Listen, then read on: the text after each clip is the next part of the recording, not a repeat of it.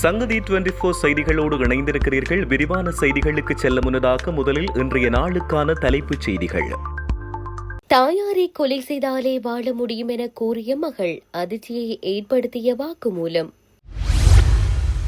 கனடாவில் தமிழ் இனப்படுகொலை நினைவு சின்னம் சேதம், எழுந்துள்ள கண்டனம்.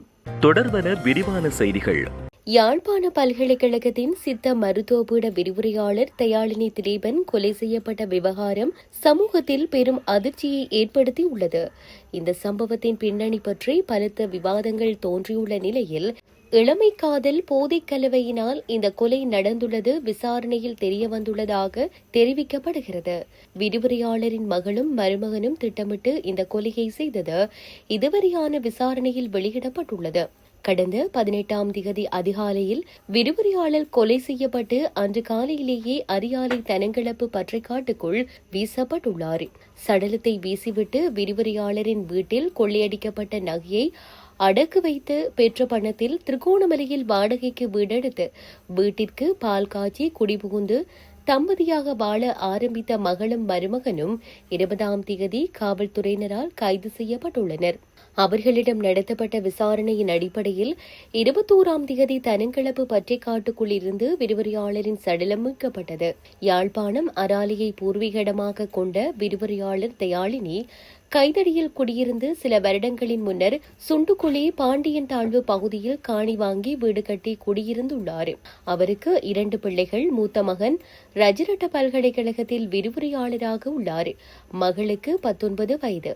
அவருக்கும் நாயன்மார்கட்டு ராஜேஸ்வரி வீதியை சேர்ந்த 21 வயதான இளைஞனுக்கும் பதிவு திருமணம் நடந்துள்ளது. இந்த இளைஞன் போதைக்கு அடிமையானவர். இந்த பதிவு திருமணம் கடந்த வருடம் நடந்தது. அப்போது விரிவுரையாளரின் மகளுக்கு 18 வயது. இந்த ஜோடி காதல் வசப்பட்டிருந்த சமயத்தில் போதைப்பொருள் பாவனை விற்பனை தொடர்பாக 2-3 தடவைகள் அந்த இளைஞன் காவல்துறையினரால் கைது செய்யப்பட்டுள்ளதாக தெரிவிக்கப்படுகிறது.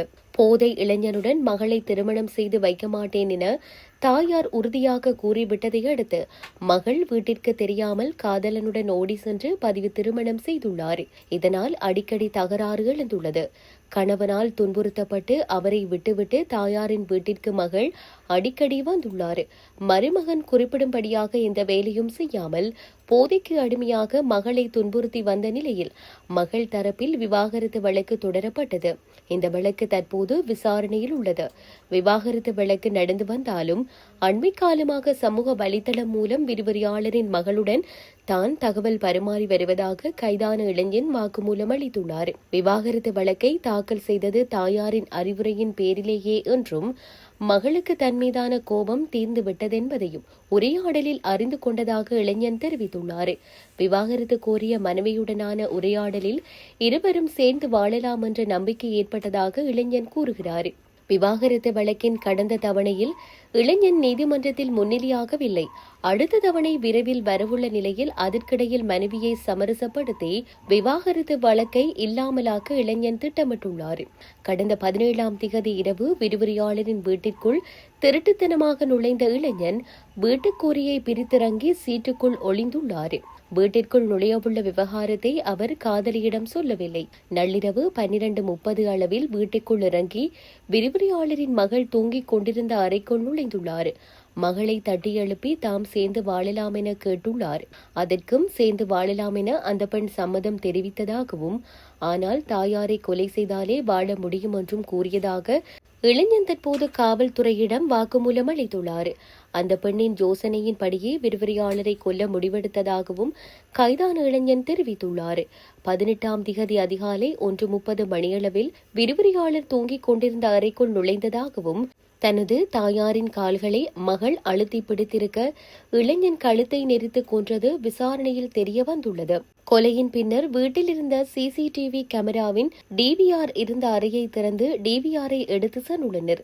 அதை திருகோணமலையில் செல்லும் வழியில் நீர்நிலையொன்றில் இருந்ததாக தெரிவித்துள்ளனர். டிவிஆர் இருந்த அறையின் திறப்பை மகளே எடுத்து தந்ததாகவும் தாயாரின் நகைகள் இருந்த அறை திறப்பையும் தந்து நகைகளை எடுக்கும்படி சொன்னதாகவும் இளைஞன் தெரிவித்துள்ளார்.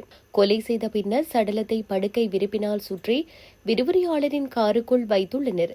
இருவரும் இணைந்தே சடலத்தை காருக்குள் கொண்டு சென்றுள்ளனர். பின்னர் தான் வந்த மோட்டார் சைக்கிளில் விரிவுரையாளரின் மகளையும் ஏற்றிக்கொண்டு தனது வீட்டிற்கு சென்றுள்ளார்.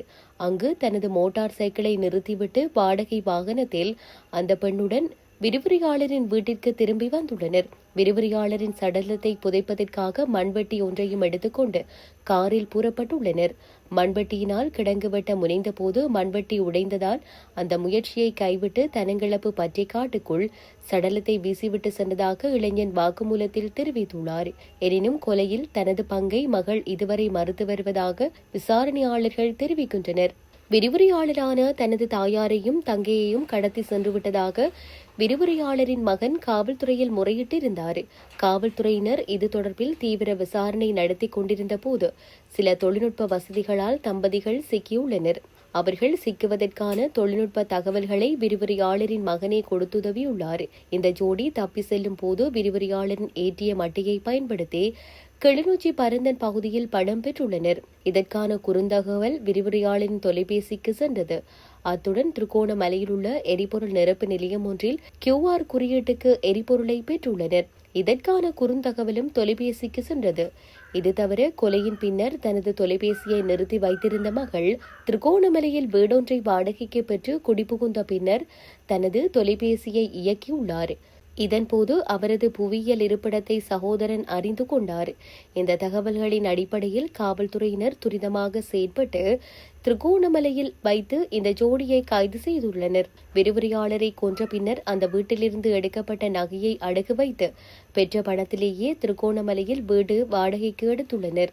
திருகோணமலையிலிருந்து இந்த ஜோடி யாழ்ப்பாணம் அழைத்து வரப்பட்டு நடத்தப்பட்ட விசாரணையில் விரிவுரையாளர் கொலை செய்யப்பட்டு சடலமாக வீசப்பட்டது தெரிய வந்தது.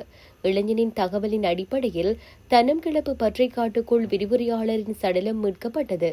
அவரது சடலம் யாழ்ப்பாண போதனா வைத்தியசாலையில் பிரேத பரிசோதனைக்குட்படுத்தப்பட்டு கொலை செய்யப்பட்டமை உறுதி செய்யப்பட்டுள்ளது.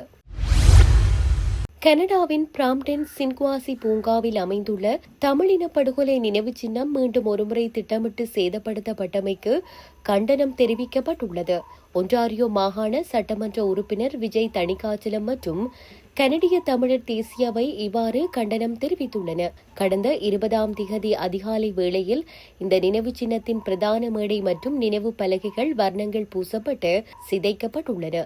இந்த செயல் அருவருப்பானதென குறிப்பிட்டுள்ள விஜய் தணிகாச்சலம், இது ஒட்டுமொத்த ஒன்டாரியோ தமிழ் மக்களின் அடையாளம் மற்றும் வரலாற்றின் மீதான நேரடி தாக்குதல் என சாடியுள்ளார். படுகொலையை மறுக்கும் போக்கும் ஒன்டாரியோவில் இடம் பிடிக்க முடியாது என அவர் ஆணித்தரமாக தெரிவித்துள்ளார். இதனிடையே இது ஒரு தற்செயலான நிகழ்வு அல்லவென்றும் கடந்த 2025ஆம் ஆண்டு மே மற்றும் ஜூன் மாதங்களிலும் இதேபோன்ற தாக்குதல்கள் நடத்தப்பட்டிருந்த நிலையில் இது திட்டமிட்ட ஒரு சதி என்றும் கனடிய தமிழர் தேசியவை சுட்டிக்காட்டியுள்ளது. இந்த வன்முறையின் பின்னணியில் இலங்கை அரசாங்கத்துடன் தொடர்புடைய சக்திகளின் தலையீடுகள் இருக்கலாம் என குறித்த அமைப்பு சந்தேகம் வெளியிட்டுள்ளது. அத்தோடு பீல் பிராந்திய காவல்துறையினர் கண்காணிப்பு கேமரா பதிவுகளின் அடிப்படையில் முறையான விசாரணை நடத்தி குற்றவாளிகளை கைது செய்ய வேண்டும் என வலியுறுத்தப்பட்டுள்ளமை குறிப்பிடத்தக்கது. இத்துடன் செய்திகள் யாவும் நிறைவு பெறுகின்றன. மேலதிக செய்திகளுக்காக சங்கதி 24.com உடன் இணைந்திருங்கள். வணக்கம்.